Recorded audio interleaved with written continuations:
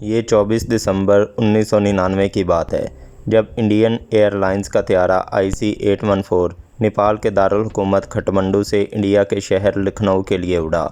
اس air base میں 176 مسافروں کے علاوہ پائلٹ سمیت جہاز کے عملے کے 15 افراد سوار تھے۔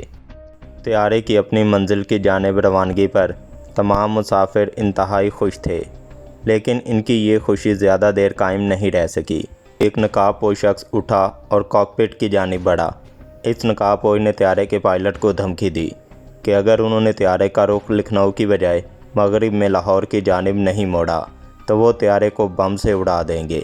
اس کے ساتھ ہی اس کے 4 دیگر نقاب پوش ساتھی بھی کھڑے ہوئے اور جہاز کے مختلف حصوں میں پوزیشنیں سنبھال لیں۔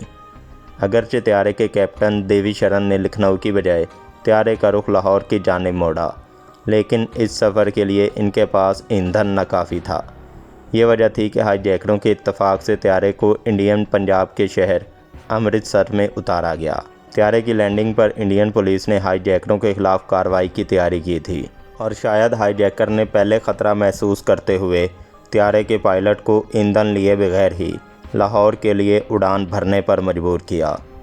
ابتدائی طور پر پاکستانی حکام نے طیارے کو لاہور میں اترنے کی اجازت نہیں دی اور اس مقصد کے لیے ایئرپورٹ کی لائٹ کو بند کر دیا گیا، لیکن ہائی جیکروں کے دباؤ کے باعث پائلٹ کے پاس ایندھن بھرنے کے لیے لاہور ایئرپورٹ کے سوا کوئی چارہ نہیں تھا، اور بالآخر طیارے کو لاہور ایئرپورٹ پر اتارنے کی اجازت دے دی گئی۔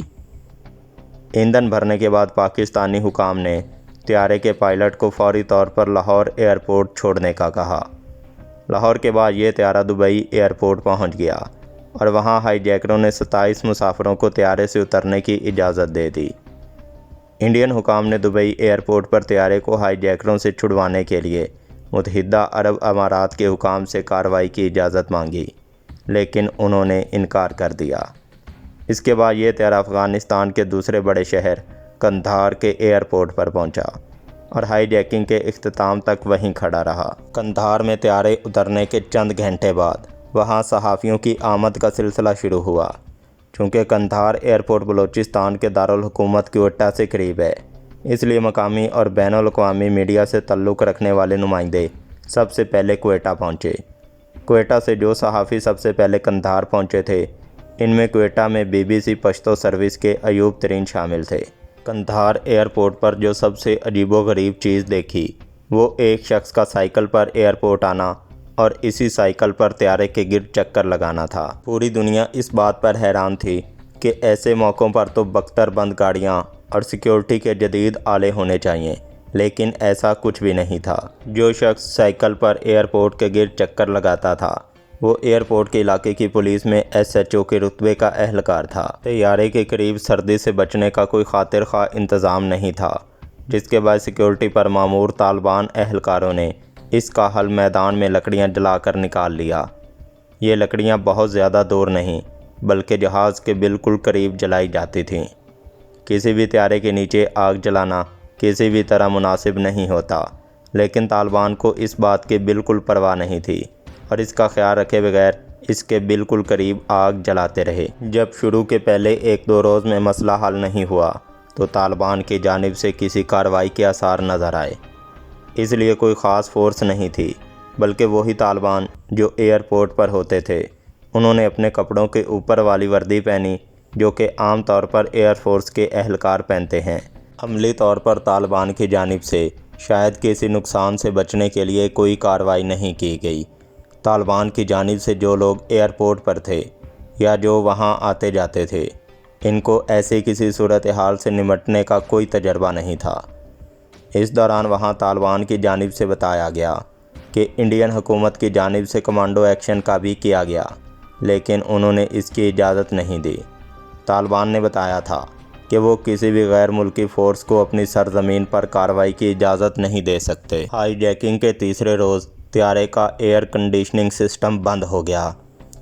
یرغمالی مسافروں کو ایک بہتر ماحول کی فراہمی کے لیے ایئر کنڈیشننگ سسٹم کا چلنا ناگزیر تھا۔ تب جب ایئر کنڈیشننگ سسٹم بند ہوا تو پریشانی بڑھ گئی۔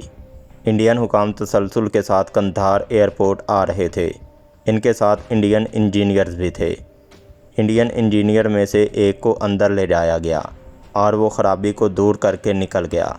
خرابی دور کرنے کے بعد جب انڈین انجینئر کو صحافیوں نے کچھ کہنے کے لیے مجبور کیا تو انہوں نے بتایا کہ ہائی جیکروں نے ان کو جہاز کے کسی اور حصے میں جانے ہی نہیں دیا، بلکہ ان کو اس جگہ لے گئے جہاں خرابی تھی۔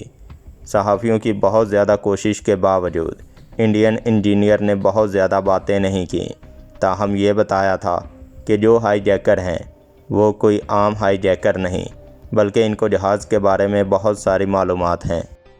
ہائی جیکرز ایک شخص کو طیارے کے اندر صفائی کرنے کے لیے چھوڑتے تھے، وہی ایک شخص جہاز کے مسافروں کا حال جاننے کا ذریعہ تھا۔ جب بھی وہ شخص باہر آتا تھا تو وہ بتاتا تھا کہ جہاز کے مسافر انتہائی پریشانی کے عالم میں ہیں۔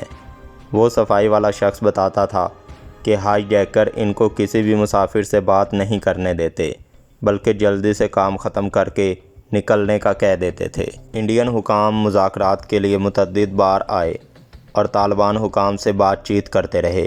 انڈین حکام کی شاید بہت کوشش ہوگی کہ وہ اغوا کاروں کی بات کو نہ مانیں، لیکن وہاں انہوں نے جو آثار دیکھے تو انہیں سمجھ آ گیا کہ ایسا ممکن نہیں ہے۔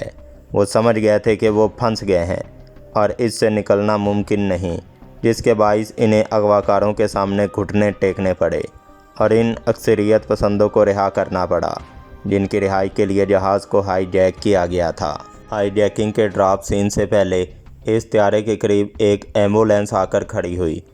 طیارے کے اگلے سائیڈ کی طرف سے 5 نقاب پوش ہائی جیکر رسی سے لٹک کر نیچے اترے۔ کمانڈوز کی طرح برق رفتاری سے وہ اترے اور ایمبولینس میں بیٹھ گئے۔ مولانا مسعود اظہر سمیت رہائی پانے والے تینوں اکثریت پسندوں کو انہوں نے دیکھا۔ غالباً وہ بھی اس ایمبولینس میں بیٹھ کر چلے گئے جن میں ہائی جیکر تھے۔ یہ معلوم نہیں کہ یہ افراد ایئرپورٹ سے نکل کر کس جانب چلے گئے، تاہم ہائی جیکروں اور رہائی پانے والے اکثریت پسندوں کو طالبان حکام کی جانب سے یہ حکم تھا کہ وہ 2 گھنٹے میں افغانستان چھوڑ دیں۔ پوری دنیا سے آئے صحافی جہاں کھڑے تھے، ہائی جیک ہونے والا طیارہ اس کے بالکل قریب تھا۔ اگرچہ مسافروں کو صحافیوں کے قریب جانے نہیں دیا گیا، لیکن صحافی ان کے چہرے بخوبی دیکھ سکتے تھے۔ ہائی جیک ہونے والے طیارے سے اترتے اور دوسرے طیارے میں داخل ہونے کے لیے سیڑھیوں پر چڑھتے ہوئے وہ اتنے خوش تھے کہ جیسے ان کو نئی زندگی ملی ہو۔